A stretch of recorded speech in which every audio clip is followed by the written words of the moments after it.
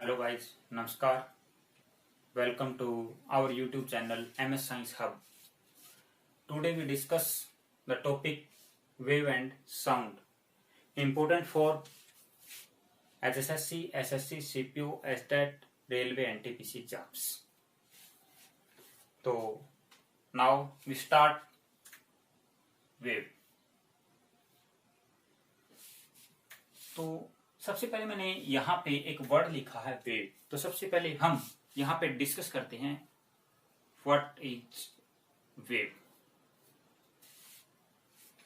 Wave क्या चीज है, वेव को हम तरंग और ध्वनि आज का हमारा टॉपिक रहेगा। तो जैसे मैं बोल रहा हूं, ये मेरी आवाज आपके कानों तक पहुंच रही है, तो यहाँ बीच में जो माध्यम है उसके जो पार्टिकल है वो मोशन कर रहे हैं, वो रैंडम मोशन कर रहे हैं। कोई किसी स्पीड से दौड़ रहा है, कोई किसी स्पीड से दौड़ रहा है। तो इसका मतलब क्या है, मैंने मेरे मुख के द्वारा उन पार्टिकल के ऊपर फोर्स लगा के उनकी गति को क्या कर दिया गया है, डिस्टर्ब कर दिया गया है। तो इसीलिए एक डिस्टरबेंस क्रिएट हो गया है। इसी डिस्टरबेंस के द्वारा मैंने क्या किया, मेरे से इस एनर्जी को आप लोगों तक पहुंचा दिया है। तो इसीलिए वेव क्या होती है, wave is a disturbance.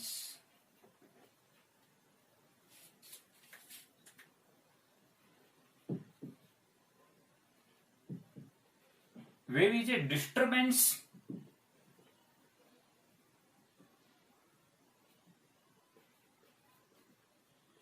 in which energy is transferred from one point two another point. ठीक है, एक ऐसा डिस्टरबेंस है जिसके अंदर एनर्जी क्या होती है, ट्रांसफर होती है। तो आप लोगों से फर्स्ट क्वेश्चन यहीं से बनने जा रहा है कि तरंग के अंदर होता है क्या, ऊर्जा का स्थानांतरण, यानी एनर्जी ट्रांसफॉर्मेशन टेक प्लेस होता है इसके अंदर। ठीक है, तो जो वेव होती है हमारे पास, वेव किसके द्वारा प्रोड्यूस की जाती है, वाइब्रेशन के द्वारा।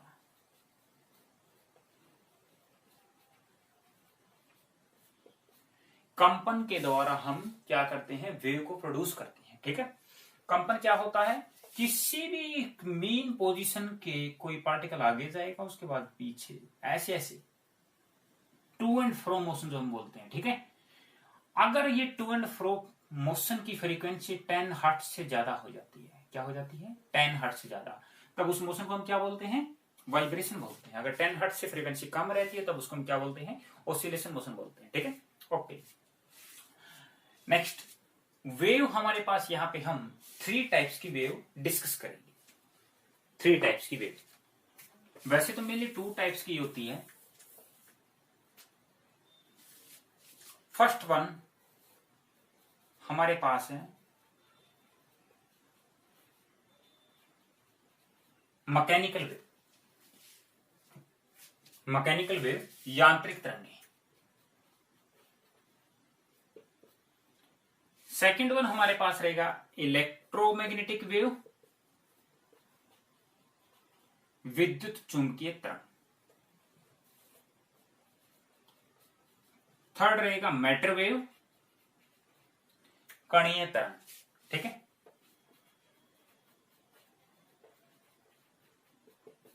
पदार्थ तरंग। ठीक है, सबसे पहले हम मैकेनिकल वेव को डिस्कस करते हैं। तो मैकेनिकल वेव क्या होती है, एक ऐसी वेव जिसको ट्रेवल करने के लिए मटेरियल मीडियम की जरूरत होती है।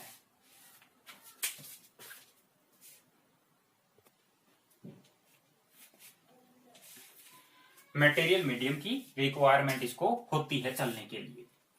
मीडियम कौन कौन सा होता है, जैसे सॉलिड है, लिक्विड है और गैस है। इनमें से कोई ना कोई मीडियम प्रेजेंट होना ही चाहिए इसको ट्रेवल करने के लिए, प्रोपेगेशन के लिए। इनकी जो स्पीड होती है मैकेनिकल वेव्स की, वो किस पे डिपेंड करती है, मीडियम की इलास्टिसिटी पे।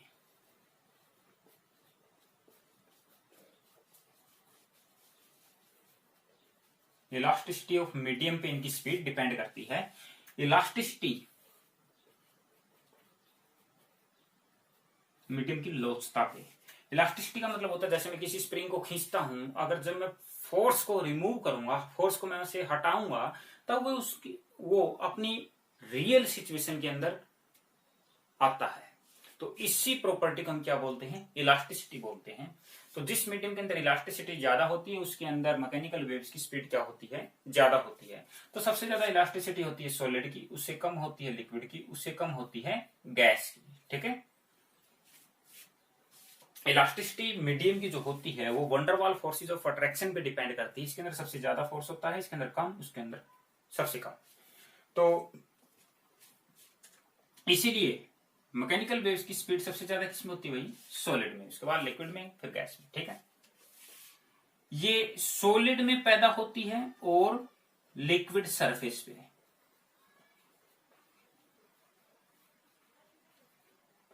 सॉलिड और लिक्विड सरफेस पे ये प्रोड्यूस होती है। ठीक है, तो यहां तक आप लोगों ने 2-3 बातें याद रखनी है। मेटेरियल मीडियम की रिक्वायरमेंट होती है, स्पीड किस पे डिपेंड करती है, इलास्टिसिटी ऑफ मीडियम पे डिपेंड करती है।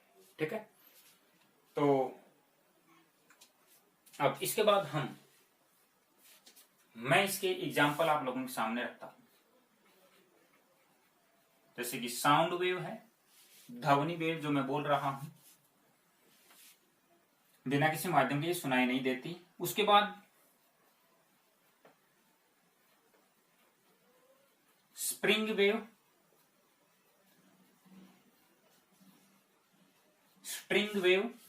स्प्रिंग वेव मैं किसी स्प्रिंग को खींचता हूं, ठीक है, स्प्रिंग के अंदर जो तरंगे पैदा होती है, किसी रस्सी के अंदर जो तरंगे पैदा होती है। ठीक है, उसके बाद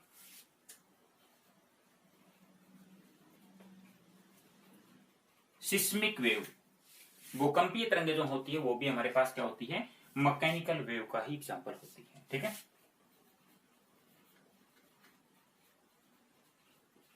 वाटर वेव, जल तरंग जो होती है। ठीक है, ये सारे के सारे किसके एग्जांपल है भाई, मैकेनिकल वेव्स के।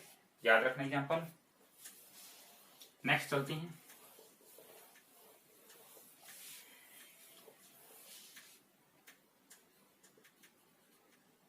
इलेक्ट्रोमैग्नेटिक,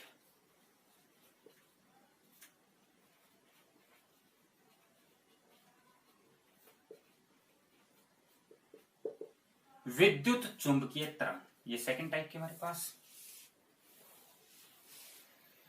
इलेक्ट्रोमैग्नेटिक वेव जो होती है इसके अंदर इलेक्ट्रिक फील्ड होता है और मैग्नेटिक फील्ड भी होता है।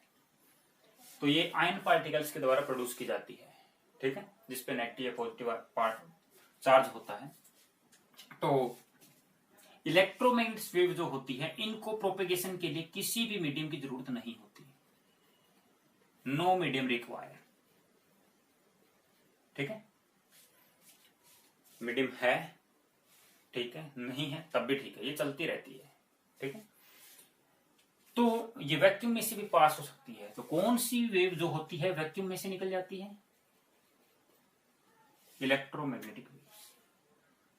सूर्य का प्रकाश हमारे तक पहुंचता है तो रास्ते में, यानी ये वैक्यूम से पास हो जाता है क्योंकि ऊपर एयर नहीं है, तो इसीलिए किस प्रवृत्ति का है वो, इलेक्ट्रोमैग्नेटिक वेव बोला जाता है सूर्य के प्रकाश को। इनकी जो स्पीड रहती है वो 3 × 10⁸ मीटर पर सेकेंड के बराबर रहती है। लाइट की स्पीड भी यही है, और जितने भी इलेक्ट्रोमैग्नेटिक वेव्स होती है हमारे पास उन सब की स्पीड 3 × 10⁸ मीटर पर सेकेंड की स्पीड होती है।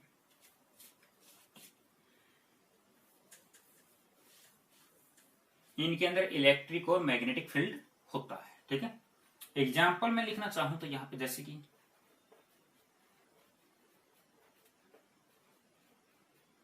रेडियो तरंग, माइक्रोवेव, इंफ्रारेड आवृत प्रकाश, विजिबल लाइट दृश्य प्रकाश, पैराबैंगनी किरणें अल्ट्रावायलेट, एक्स किरणें,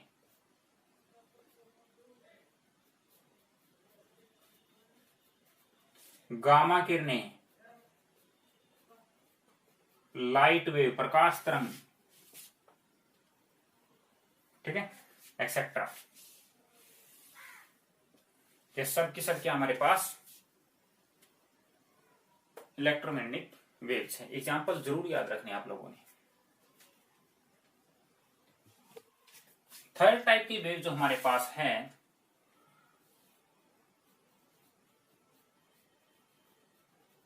that is matter wave. Matter wave के बारे में काफी बाद में पता चला है। एक साइंटिस्ट ने अपने एक्सपेरिमेंट के दौरान मैटर वेव के बारे में बताया था, जिस साइंटिस्ट का नाम है यहां पे डी ब्रोगली। डी ब्रोगली ने जो छोटे छोटे पार्टिकल होते हैं जैसे कि इलेक्ट्रॉन,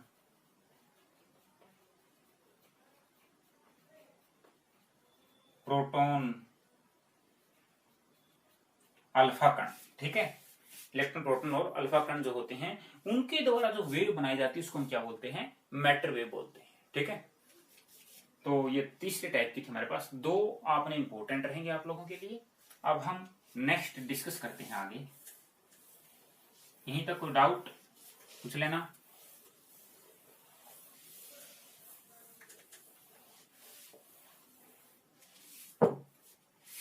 अब जो मैकेनिकल वेव मैंने यहां पे लिखी थी,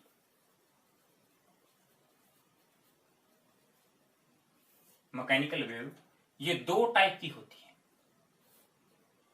फर्स्ट वन कौन सी,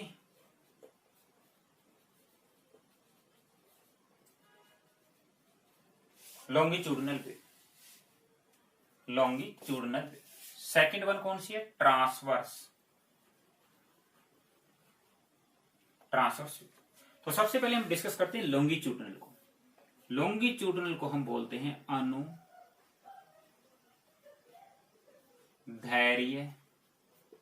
तरंग, अनुदैर्ध्य तरंग।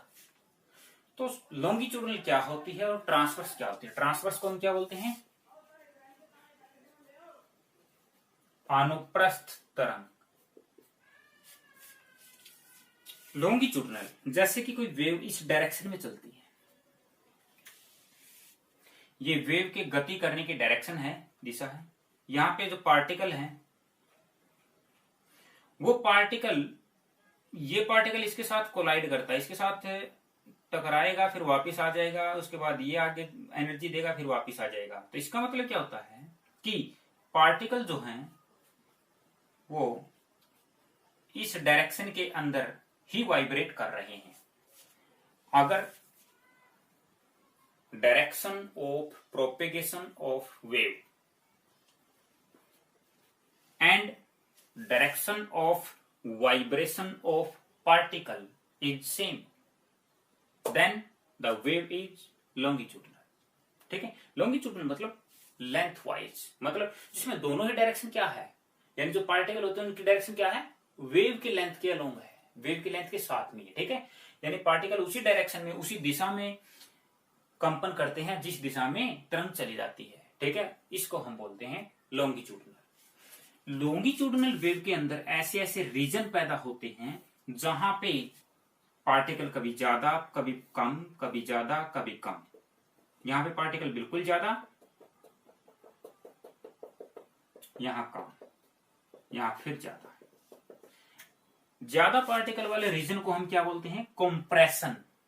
कंप्रेशन, इसको बोलते हैं रेयरफैक्शन।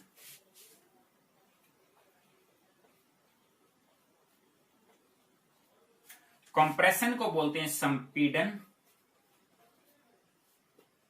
और इसको बोलते हैं विरलन। विरलन, ठीक है।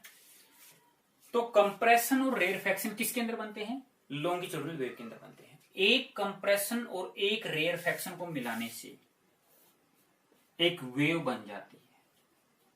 ठीक है, एक लॉन्गिट्यूडनल वेव किससे बनती है, एक कंप्रेशन और एक रेयरफैक्शन होना वहां पे जरूरी होता है। ठीक है, अब रेयरफैक्शन कंप्रेसर, कंप्रेशन में ज्यादा प्रेशर। ठीक है, अब हम एग्जाम्पल डिस्कस करते हैं। लॉन्गिट्यूडनल वेव के एग्जाम्पल कौन कौन से हैं, जैसे कि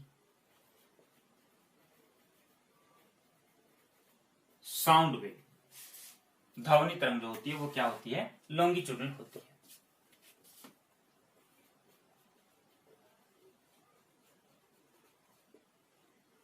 स्प्रिंग वेव, जो रस्सी को मैं ऐसे खींचूं और स्ट्रिंग की जगह आप स्प्रिंग लिख सकते हैं, सॉरी स्प्रिंग वेव, जो स्प्रिंग के अंदर वेव होती है, ऐसे ऐसे वाइब्रेट अपन करते हैं, ठीक है, एक्सेट्रा। ये हमारे पास किसकी एग्जांपल है?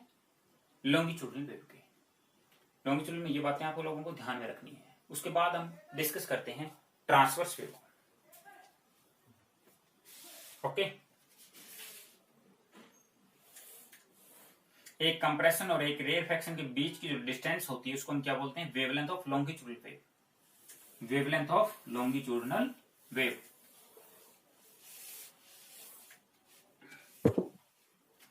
ट्रांसवर्स जो होती है, ट्रांसवर्स के अंदर मान लेते हैं कि इस डायरेक्शन में वेव चल रही है, ये direction of propagation of wave है।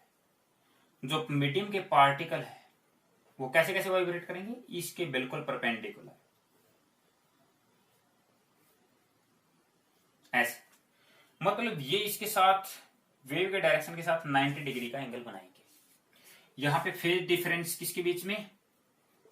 Direction of vibration of particle and direction of wave कितना रहेगा? 90 डिग्री, ठीक है।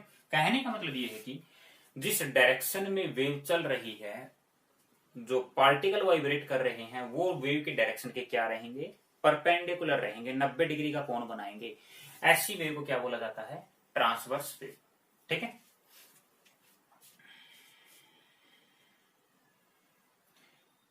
ट्रांसवर्स वेव जो होती है इनको किसी मीडियम की जरूरत नहीं होती। इनकी स्पीड जो होती है वो लाइट की स्पीड के बराबर होती है। सूर्य के प्रकाश की स्पीड भी क्या होती है? 3 × 10⁸ मीटर पर सेकेंड। इसी के बराबर ट्रांसवर्स वेव की स्पीड मानी जाती है, यानी इलेक्ट्रोमैग्नेटिक वेव की स्पीड मानी जाती है। अब ट्रांसवर्स की एग्जांपल,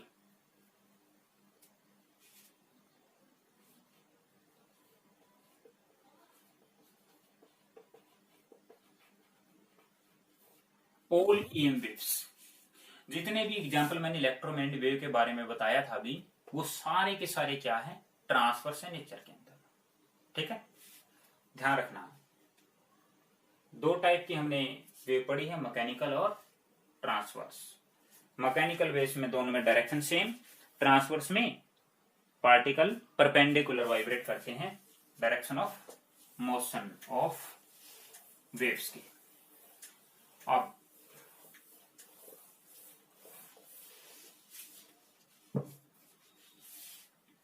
मैं कुछ कैरेक्टरिस्टिक्स बताता हूं वेव की। कैरेक्टरिस्टिक्स ऑफ वेव, सबसे पहले है मेरे पास वेवलेंथ। क्या है? वेवलेंथ। इसको बोलते हैं तरंग धैर्य। इसको लैम्डा से डिनोट किया जाता है, लैम्डा। हाँ, जो ट्रांसवर्स वेव हम यहाँ पे डिस्कस कर रहे थे, ट्रांसवर्स वेव ऐसे चलती है। ये पॉजिटिव पार्ट, ये नेगेटिव पार्ट, ये मेन पोजीशन है। मेन पोजीशन के ऊपर वाले पार्ट को हम क्या बोलते हैं? क्रस्ट बोलते हैं, ठीक है। क्रस्ट यानी कि सुरंग। नीचे वाले को क्या बोलते हैं? ट्रफ। इसको गर्त बोला जाता है, ठीक है। तो जो ट्रांसवर्स वेव थी हमारे पास, अनुप्रस्थ तरंग थी, वो क्रस्ट और ट्रफ की फॉर्म में चलती है। लॉन्गिट्यूडनल किसकी फॉर्म में चलती थी? कंप्रेशन और रेयरफैक्शन की फॉर्म में। ये क्रस्ट और ट्रफ की फॉर्म में। एक क्रस्ट प्लस एक ट्रफ अगर मैं मिला देता हूं तो क्या बन जाता है? एक वेव बन जाती है, ठीक है। अब वेवलेंथ क्या होती है? वेवलेंथ को किससे डिनोट किया जाता है भाई? लैम्डा से। ये लैम्डा निशान है, ठीक है। तो एक वेव कब बनी? जब मैंने एक क्रस्ट और एक ट्रफ को मिला दिया, तब जाने के बाद ये पूरी मेरे पास क्या बन गई है? एक वेव बन गई है, ठीक है। तो यहां से लेकर के यहां तक की जो डिस्टेंस होती है, इसी को तो बोलते हैं क्या? वेवलेंथ, ठीक है। इसी को तो क्या बोला जाता है? Lambda. Length of a complete wave is known as wavelength. Wavelength जो होती है, ये लेंथ है, तो इसकी यूनिट क्या रहेगी? मीटर। लेंथ को किस में मापा जाता है? मीटर में मापा जाता है, ठीक है। इसकी अनदर यूनिट भी है क्या, एंगस्ट्रॉम में भी मापा जाता है इसको। किसमें, एंगस्ट्रॉम।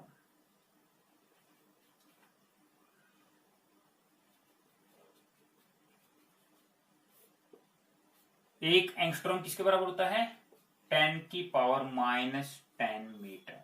तो पूछा जाता है एंगस्ट्रॉम किसके मापने की यूनिट है, वेवलेंथ के मापने की। ठीक है, तो angstrom is equal to 10⁻⁻10 metre. Second है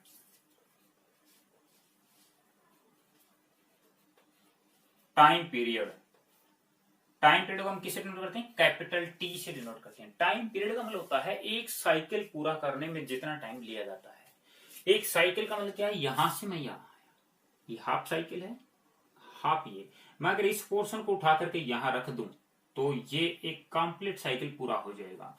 तो इस कंप्लीट साइकिल को बनाने के लिए जितना टाइम लिया जाता है उसको हम क्या बोलते हैं, टाइम पीरियड। ठीक है, time taken by wave to complete one cycle, ठीक है, is known as time period, T. S unit क्या रहेगी, सेकेंड। ठीक है, इसको हम सेकंड में मापते हैं।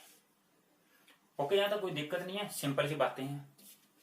ये आपको न्यूमेरिकल में काम आएगी, डायरेक्ट एग्जाम में कम पूछी जाती है, बट न्यूमेरिकल में काम आएगी, क्योंकि आजकल पेपर कुछ ऐसे ही आने लग गए हैं, न्यूमेरिकल डाले जाते हैं एचएसएससी वाले एग्जाम्स के अंदर। एचएसएससी अद्भुत, दुनिया का अद्भुत बोर्ड माना जाए, पता नहीं क्या पूछ ले। उसी को पॉइंट ऑफ व्यू से मैं यहां पे करवा रहा हूं। तीसरा जो हमारे पास रहेगा,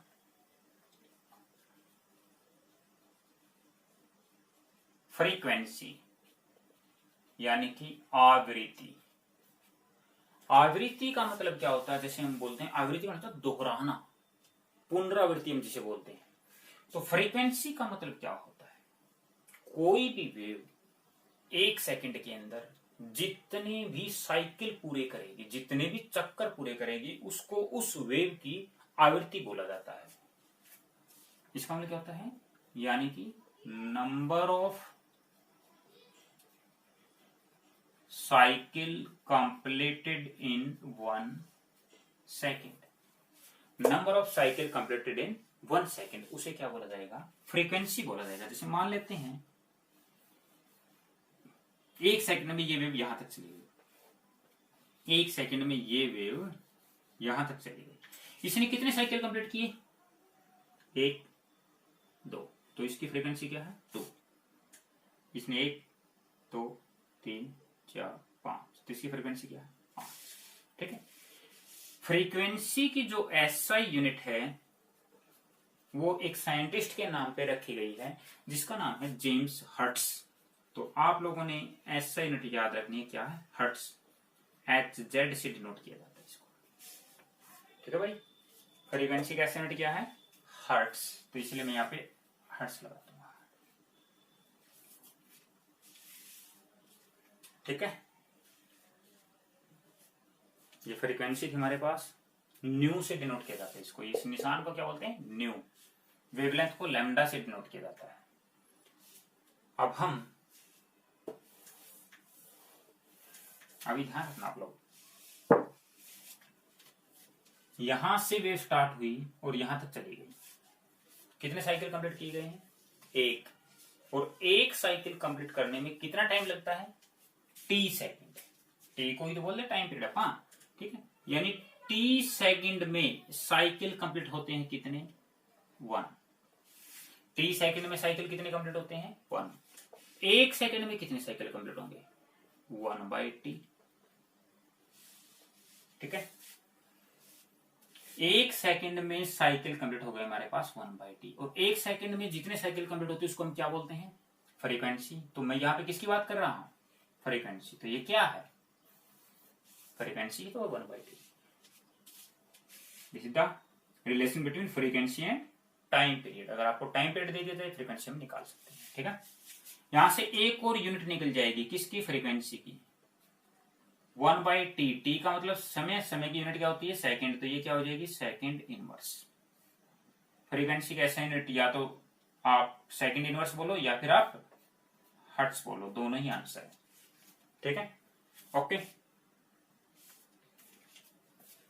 फ्रीक्वेंसी क्लियर।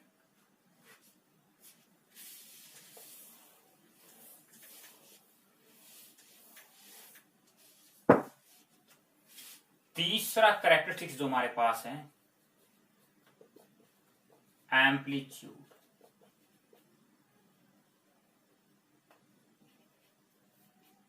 एम्पलीट्यूड आयास या आयाम।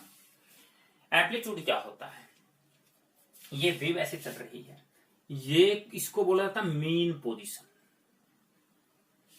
मीन पोजीशन ये वाली, इस मीन पोजीशन के ऊपर देखो या नीचे देखो, आप ऊपर कहां तक गई है, सबसे ज्यादा कहां तक गई, यहां तक गई, उसके बाद नीचे सबसे ज्यादा यहां तक गई। तो मीन पोजीशन के एक तरफ मैक्सिमम डिस्टेंस कौन सी है? मैक्सिमम डिस्टेंस तो यहां तक है ना, तो ये वाली जो डिस्टेंस, इसको क्या बोला जाता है? इसको बोला जाता है एम्पलीट्यूड। ठीक है, एम्पलीट्यूड पता चल गया ना। मीन पोजीशन के एक तरफ मैक्सिमम दूरी को क्या बोलते हैं हम? Perpendicular maximum distance is known as amplitude. ये डिस्टेंस है तो इसका मतलब इसकी भी ऐसे यूनिट क्या रहेगी? मीटर में ही मापा जाता है इसको भी। ठीक है, मीटर।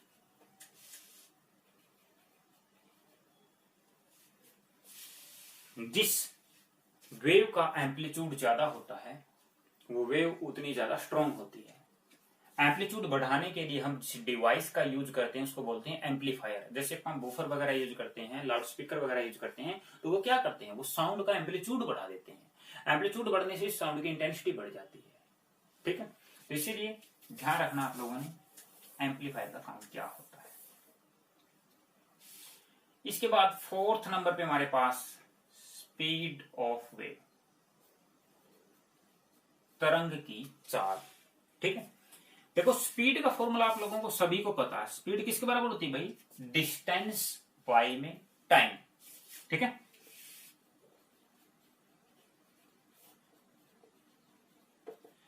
वेव के अंदर डिस्टेंस किसको बोलेंगे? अब वेव यहां से यहां तक चली है तो कितनी डिस्टेंस चली? लैम्डा डिस्टेंस, लैम्डा ही था वेव लेंथ। ठीक है, तो लैम्डा डिस्टेंस हमारे पास चली है तो मैं यहाँ पे डिस्टेंस की जगह लैम्डा लिखूंगा। एक वेव पूरी हो गई ना, एक साइकिल कंप्लीट हो गया। एक साइकिल कंप्लीट होने में कितना टाइम लेते हैं अपन? टी, तो लैम्डा बाई टी लिखूंगा। तो स्पीड का फॉर्मूला हमारे पास क्या आया? लैम्डा बाई में टी। ओके, दूसरा फॉर्मूला मैं यहाँ पे क्या लिख सकता हूँ? लैम्डा बाई में टी गुना में 1 लिख सकता हूँ ना। तो 1 बाई टी किसके बराबर था? अभी पीछे डिस्कस किया था हमने। तो स्पीड इज इक्वल टू किसके बराबर? लैम्डा इंटू 1 बाई टी किसके बराबर था? न्यू, फ्रीक्वेंसी के बीच।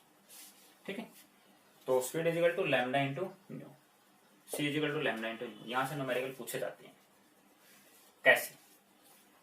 आइए डिस्कस करते हैं। जैसे मान लेते हैं,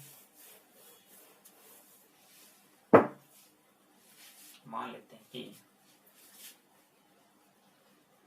आप लोगों को लैम्डा दिया हुआ है, यानी एक तरंग जिसकी तरंग दैर्घ्य 30 मीटर है, उसकी आवृत्ति क्या होगी? उसकी क्या निकालनी है आपने? फ्रीक्वेंसी निकालनी है। स्पीड आपको दी नहीं, स्पीड नहीं दी तो आपने पता है 3 into 10⁸ मीटर कंसिडर करनी है। ठीक है, फॉर्मूला आपके सामने ही है, ये रहा। यहां से आपने क्या निकालना है? ये तो दिया हुआ, ये नहीं दिया हुआ, ये निकालना। तो इसका मतलब क्या? न्यू किसके बराबर हो जाएगा? Speed by lambda. Speed 3 into 10⁸ divide में लैम्डा 30 मीटर। कैंसिल करो, कितना आया? 10⁷। फ्रीक्वेंसी है ना, फ्रीक्वेंसी की यूनिट क्या होती है? हर्ट्ज। तो ये आंसर आ गया। ऐसे ऐसे आंसर आपसे पूछे जा सकते हैं। ठीक है,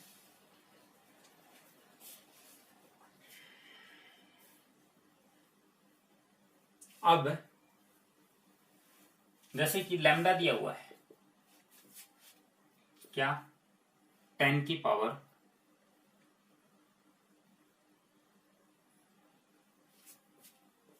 18 दिया हुआ, 10 की पावर 18 मीटर लैम्डा दिया हुआ। फ्रीक्वेंसी निकालो, निकाल दोगे ना? यहीं से यहाँ पे 10 की पावर 18 करोगे, माइनस में आ जाएगा, 3 into 10 to the power minus में 10 मीटर, ऐसे आ जाएगा। ठीक है, 10 हर्ट्ज।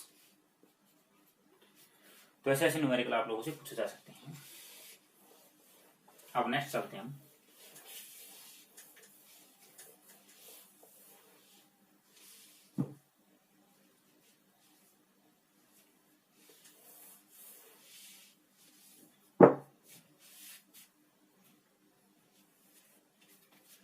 अब हम पढ़ते हैं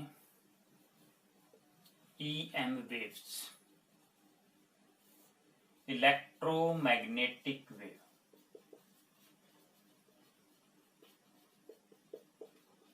विद्युत चुंबकीय तरंग। ठीक है, सारी की सारी विद्युत चुंबकीय तरंग कैसी होती है? ट्रांसवर्स होती है नेचर के अंदर। ठीक है, ट्रांसवर्स का मतलब समझते हैं ना आप?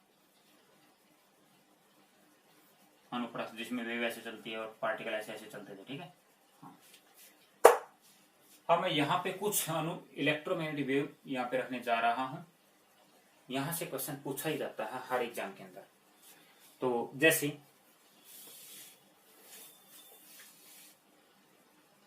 मैं यहाँ पे 7 इलेक्ट्रोमैग्नेटिक वेव के बारे में डिस्कस करूंगा। इलेक्ट्रो का मीन होता है इलेक्ट्रिक फील्ड, एम से बनता है मैग्नेटिक फील्ड। ठीक है, इलेक्ट्रिक फील्ड और मैग्नेटिक फील्ड इसके अंदर होता है। इलेक्ट्रोमैग्नेटिक वेव जो होती है इसके अंदर, जैसे मान लेते इस डायरेक्शन में वेव चली हुई है, तो इस डायरेक्शन में, कौन सी में? इसमें क्या है? Electric field. तो इसके परपेंडिकुलर क्या होगा? Magnetic field. ठीक है, यानी तीनों आपस में क्या होते हैं? म्यूचुअली परपेंडिकुलर होते हैं तीनों चीजें। इसीलिए क्या है? ट्रांसवर्स है नेचर के अंदर। अब मैं यहाँ पे कुछ एग्जाम्पल लिख रहा हूँ इलेक्ट्रोमैग्नेटिक वेव्स के। एग्जाम्पल कौन कौन से हैं? R, M, I, V, U, X and Y। याद रखने के लिए क्या करें? देखो 7 हो गई है। रमी, RMI, रमी एक ताश का खेल है, उससे आप 3 याद रख सकते हैं। इंग्लिश में U के बाद V आता है, तो इसलिए आपने V को पहले लिखना है, U को बाद में, फिर उसके बाद XY। हो गई याद? तो कौन कौन सी तरंगे हैं यहाँ पे? R से बनता है रेडियो वेव, M से बनता है माइक्रोवेव। रेडियो को हम बोलते हैं दीर्घ,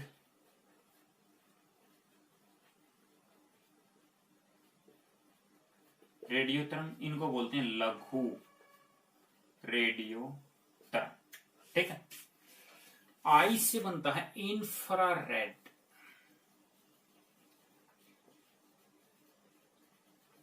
अवरक्त प्रकाश बोलते हैं इसको। ठीक है, अवरक्त प्रकाश। वी से क्या बनेगा? विजिबल,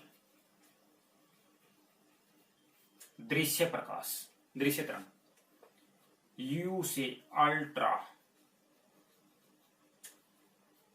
वॉयलेट, पैरा बैंगनी प्रकाश, पैरा बैंगनी के लिए। अल्ट्रा का मतलब होता है जो एक मैक्सिमम लिमिट होती है ना, उससे भी ज्यादा। अल्ट्रा मतलब एक लिमिट से ज्यादा। एक्सरे,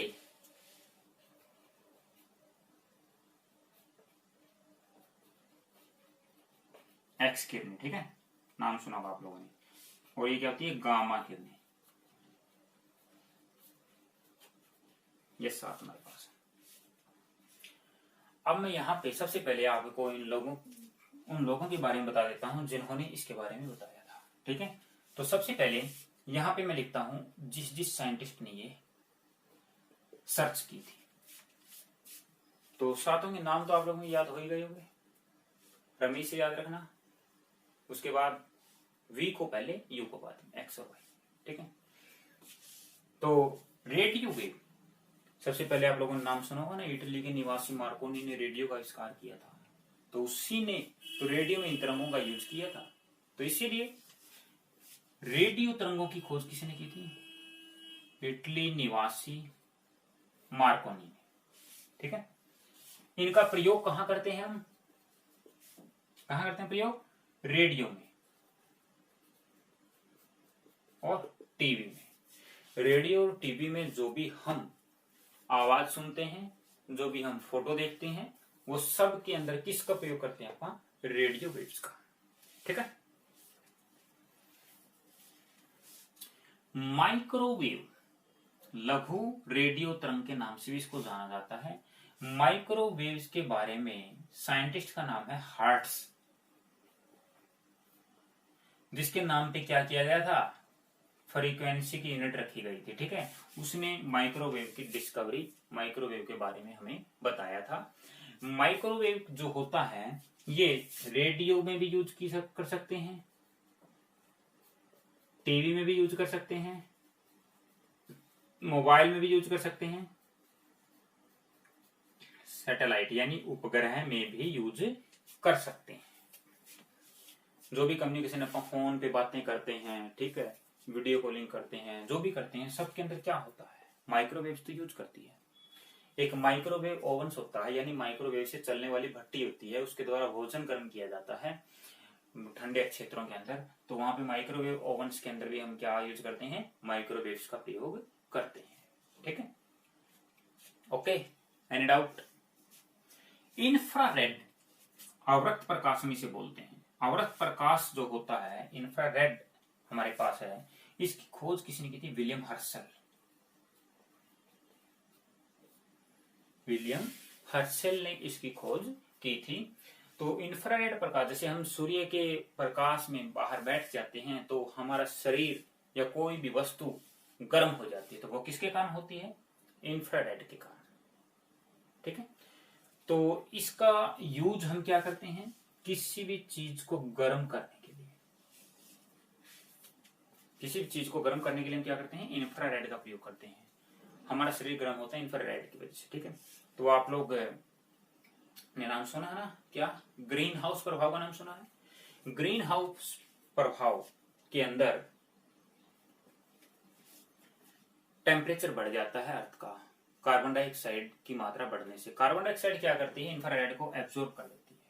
ठीक है, वो वहीं पे रखती है बना के। तो इसीलिए जो ग्रीन हाउस इफेक्ट जो होता है, उसके अंदर किस लाइट का प्रयोग किया जाता है, इंफ्रारेड का। याद रखना भाई, कभी पैरामैग्नी के टिक कर दो। विजिबल लाइट, विजिबल लाइट के बारे में साइंटिस्ट बड़ा इंपॉर्टेंट नाम है जिसका न्यूटन, जानते हैं ना सब। न्यूटन को याद रखते ही हम, क्योंकि सर आइजैक न्यूटन ने ही हमें गति के नियमों के बारे में बताया था, इसी ने ही हमें ग्रेविटेशन का लॉ दिया था, यानी गुरुत्वाकर्षण का नियम बताया था, और इसी ने ही क्या है, दृश्य प्रकाश का डिस्कवरी की थी, दृश्य प्रकाश के बारे में बताया था। ठीक है, तो इसीलिए दृश्य प्रकाश की खोज किसने की थी, न्यूटन ने। किसके लिए यूज होता है ये, जो हम चीजें देख रहे हैं, आप बोर्ड पे देख रहे हो, हम किसी भी वस्तु को देखते हैं तो वो किसके कारण वजह से देखते हैं, दृश्य प्रकाश की वजह से ही हम देख पाते हैं। आगे गया अल्ट्रावायलेट, पैराबैंगनी किरणें। पैराबैंगनी किरणों की खोज किसने की थी, रिक्टर महोदय। ठीक है, रिक्टर नाम का एक साइंटिस्ट था, उसने अल्ट्रावायलेट किरणों के बारे में बताया था। अल्ट्रावायलेट किरणें जो होती है वो काफी खतरनाक होती है, क्योंकि लिमिट से अबोव होती है अल्ट्रा। ठीक है, इसलिए इनका प्रयोग हम किसी बैक्टीरिया वगैरह को डिस्ट्रॉय करने के लिए यूज करते हैं। पानी में से हम अल्ट्रावायलेट किरणें गुजार देते हैं, या किसी फूड पे गिरा देते हैं, तो वो क्या होता है, रोगाणु मुक्त हो जाता है। ठीक है, तो अल्ट्रावायलेट किरणें जो होती है वो क्या किसके लिए यूज करती है भाई,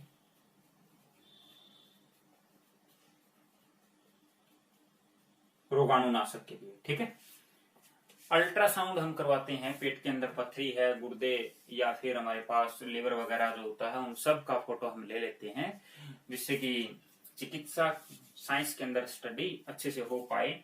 तो उसके अंदर भी हम किसका यूज करते हैं, अल्ट्रा वायलेट किरणों का ही प्रयोग किया जाता है। हानिकारक होती है बॉडी के लिए। एक्स किरणें, एक्स किरणों के बारे में साइंटिस्ट का नाम रोंटगन। एक्स किरणों की खोज किसने की थी, रोंटगन ने। एक्स किरणों का प्रयोग कहां किया जाता है, चिकित्सा विज्ञान के अंदर, जैसे कि कोई हड्डी में फ्रैक्चर वगैरह है। ठीक है, यानी किसी लैटिस स्ट्रक्चर के अंदर भी कोई डिफेक्ट है, जैसे केमिस्ट्री के अंदर अपना कोई स्ट्रक्चर बनाते हैं, उसके अंदर कोई डिफेक्ट जो होता है, एक्स किरणें या गामा किरणों से हम उसका यूज वो ढूंढ पाते हैं। ठीक है, जिसका मतलब क्या होता है भाई,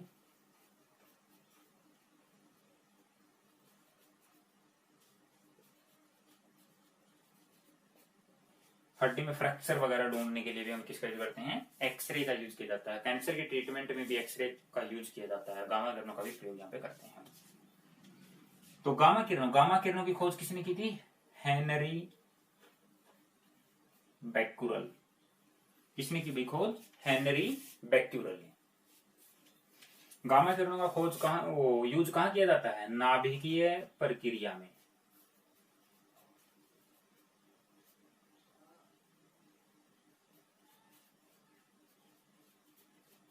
नाभिकीय रिएक्टर बोलो या नाभिकीय रिएक्शन बोलो, उसमें हम क्या करते हैं, गामा फोटॉन्स का यूज करते हैं। ठीक है, सातों याद हो जाएंगे हमारे पास, किसने खोज की, आप लोगों ने याद रखना है।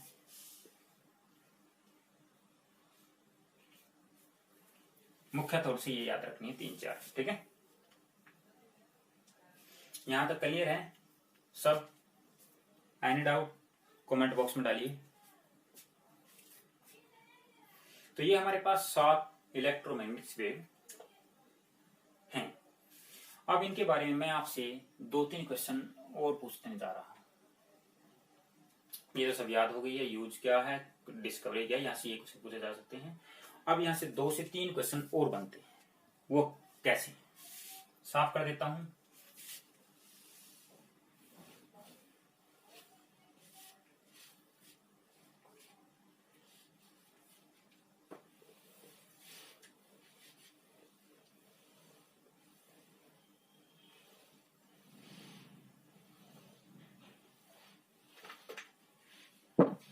अब मैंने ये जो सातों के सातों तरंग लिखी है, ये एक रेगुलर ऑर्डर में लिखी है।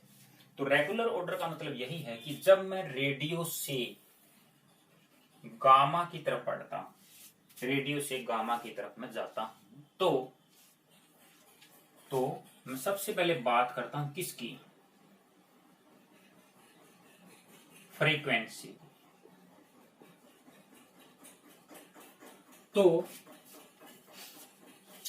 रेडियो से गामा की तरफ जाते जाते फ्रीक्वेंसी क्या होती जाती है, बढ़ती जाती है। फ्रीक्वेंसी बढ़ती जाती है। ठीक है, फ्रीक्वेंसी क्या करती है, इंक्रीज करती है। तो ये क्वेश्चन बन ही गए होगा ना। सबसे कम फ्रीक्वेंसी किसकी होती है, रेडियो तरंग की। सबसे ज्यादा फ्रीक्वेंसी किसकी होती है, गामा तरंग की। ठीक है, गामा की फ्रीक्वेंसी सबसे ज्यादा होती है। पूछा जा सकता है आप लोगों से, निम्नलिखित में से किस तरंग की आवृत्ति सबसे ज्यादा है, सबसे कम है, वो याद रखना आप लोगों ने। ठीक है, उसके बाद मैं बात करता हूं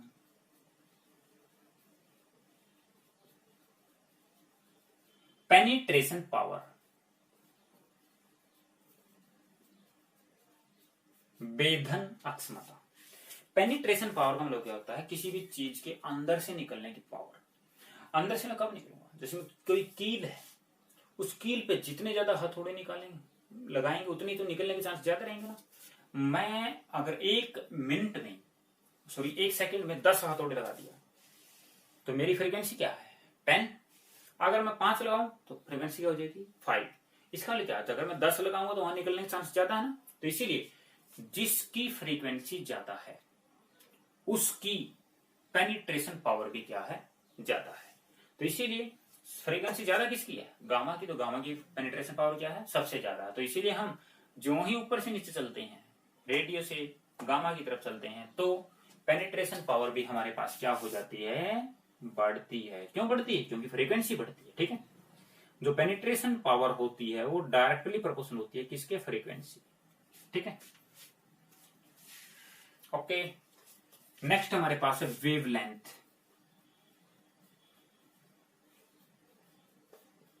वेवलेंथ यानी लैम्डा, यानी तरंग दैर्घ्य। ठीक है, तरंग दैर्घ्य। तो आप लोग ध्यान में रखना, जैसे कि मान लो मेरे पास एक ये वेव है और एक ये वेव है।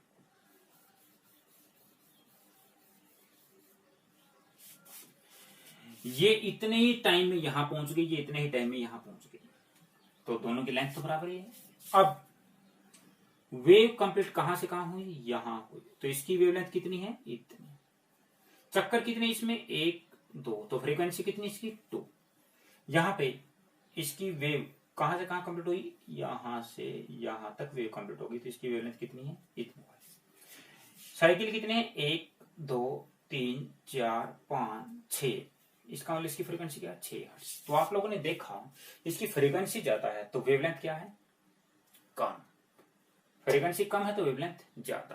तो वेवलेंथ और फ्रीक्वेंसी एक दूसरे की क्या होती है, उल्टी चलती है, ठीक है। जिसकी फ्रीक्वेंसी ज्यादा है उसकी वेवलेंथ कम है। तो इसीलिए अगर मैं यहां से यहां चलूं तो फ्रीक्वेंसी क्या होती है, बढ़ती जाती है ना, तो वेवलेंथ घटती जाती है, ठीक है। वेवलेंथ क्या होती जाएगी, कम होती जाएगी। तो सबसे कम वेवलेंथ किसकी है, गामा की। सबसे ज्यादा वेवलेंथ किसकी है, रेडियो की। इसलिए तो मैंने दीर्घ लिखा है, दीर्घ का होता है ज्यादा, ठीक है, बड़ी। इसकी बड़ी वेवलेंथ होती है, ठीक है, इसकी कम होती है और कम कम कम और कम होती जाती है, ठीक है। तो यहां से क्वेश्चन आप लोगों के कंप्लीट हो जाने चाहिए कि सबसे ज्यादा वेवलेंथ तरंगदैर्घ्य किसकी, सबसे कम तरंगदैर्घ्य किसकी, और पेनिट्रेशन पावर सबसे ज्यादा, फ्रीक्वेंसी सबसे ज्यादा या कम किसकी, और इनका कहां यूज होता है, किसने इसकी डिस्कवरी की थी।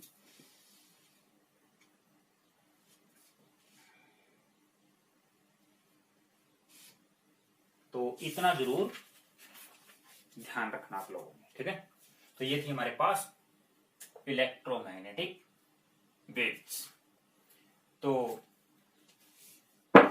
स्टूडेंट्स हमारा वेव पोर्शन कंप्लीट हो गया है। कंपटीशन पॉइंट ऑफ व्यू से अगर आपके मन में कोई भी डाउट है, यहां से मैं एक क्वेश्चन और बता देता हूं आप लोगों को, एक्सेप्शन के तौर पे है ये, यही क्वेश्चन काफी बार पूछा जाता है। एक याद रखना नाम, वाटर वेव, जल तरंग। मैंने आपको दो तरीके की तरंग बताई थी, अनुदैर्घ्य और अनुप्रस्थ, लॉन्गिट्यूडनल और ट्रांसवर्स, ठीक है। तो वाटर वेव क्या है, ऑप्शन में लिखा मिलेगा लॉन्गिट्यूडनल वेव, ऑप्शन 2 में ट्रांसवर्स, ऑप्शन 3 में longitudinal and transverse both, option 4 में लिखा नन ऑफ दीज। तो जो ये वाटर वेव है ये दोनों तरीके की, अनुदैर्घ्य प्लस अनुप्रस्थ, दोनों तरीके के गुण इसके अंदर होते हैं, ये जरूर ध्यान में रखना, ठीक है। क्योंकि ये ऐसे भी चलती है और ये आगे भी चलती है, ठीक है। मतलब पार्टिकल ऐसे भी मोशन करते हैं और ऐसे भी करते हैं, तो दोनों ही इसके अंदर गुण पाए जाते हैं, अनुदैर्घ्य और अनुप्रस्थ तरंग पाई जाती है, ठीक है।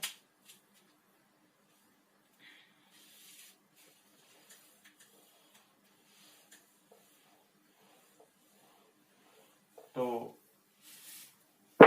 इस क्लास के लिए स्टूडेंट्स इतना ही। नेक्स्ट क्लास में हम साउंड के बारे में डिस्कस करेंगे। तब तक के लिए नमस्कार।